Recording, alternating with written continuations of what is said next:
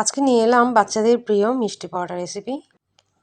আমি প্রথমে কোনো রেসিপি বানালে প্রথমে আমার সেটা বেবি বয়কে ট্রাই করাই, এবং সে খেয়ে যদি এটা বলে যে মজা হয়েছে, তখন আমি এটা আপনাদের কাছে শেয়ার করে থাকি।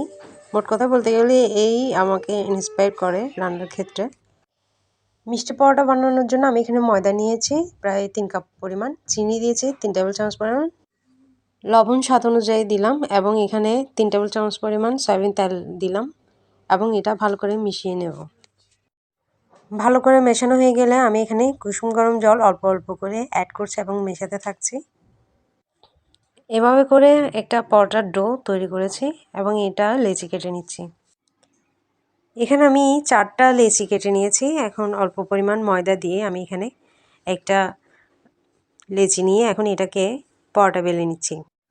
আপনারা চাইলে এখানে ময়দার পরিবর্তে আটা দিয়ে এটা তৈরি করতে পারেন। এখন একটা পরোটা বেলে আমি এখানে অল্প পরিমাণ চিনি দিলাম, দিচ্ছি রোস্টেড বাদাম আধা ভাঙা করে, আপনারা যে কোনো বাদামই এখানে দিতে পারেন, আর কিশমিশ ছোট ছোট করে কেটে দিলাম এবং এটা মিশিয়ে দিচ্ছি। আপনারা চাইলে এখানে আপনাদের পছন্দের যে কোনো ড্রাই ফ্রুট ব্যবহার করতে পারেন।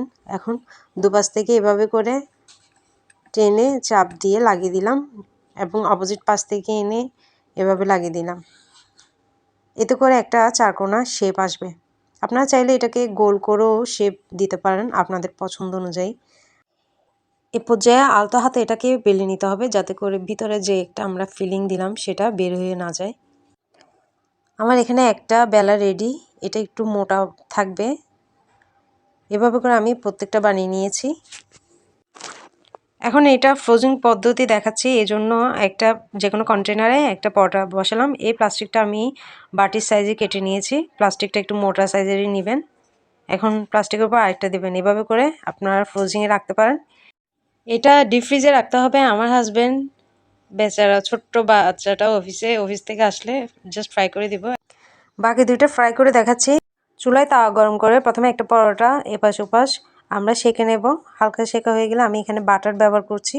এই বাটারটা কিন্তু আমার ঘরে তৈরি, লিঙ্ক ডিসক্রিপশনে দিয়ে দিব, চাইলে দেখে নিতে পারেন।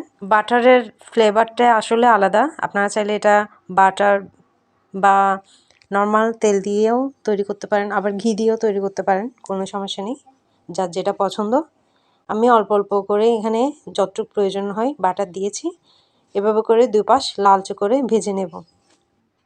আমি এখানে দুপাশ লালচে করে ভেজে নিয়েছি। দেখুন এর কালারটা। এটা ছোট বড় সকলেরই পছন্দ হবে। পরবর্তী রেসিপির আমন্ত্রণ জানিয়ে বিদায় নিচ্ছি। ধন্যবাদ।